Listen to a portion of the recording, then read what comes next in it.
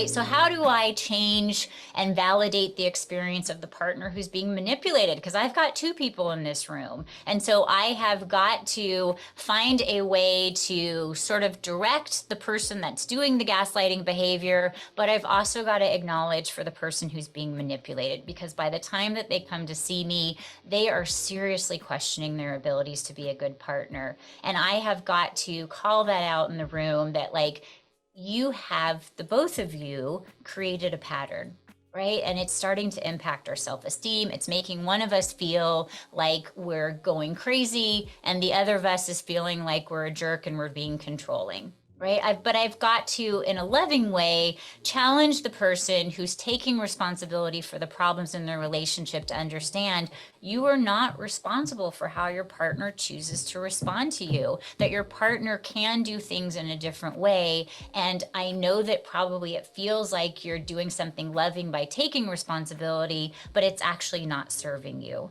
Right? So I have to encourage the person whenever possible to name the behaviors that are happening that they saw or heard that are problematic so that they can be addressed. When I just say big glittering overviews like you're not being loving or you're not treating me well or I don't like this, I have to encourage my partner to say, when you say these words, X, Y, and Z, I don't like it. It doesn't feel good.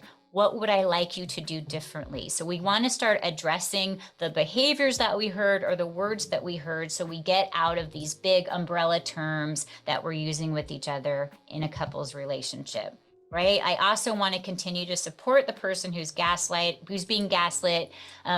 That can we hold each other in a more positive perspective, and can we work on attacks and understanding that when we're feeling defensive, we want to use the antidote from the Four Horsemen, which is, can I find something that I can take responsibility for that led to us being in this situation? It does not mean that I take responsibility for all of it, but I did contribute. Both parties contributed. So how are we going to address that?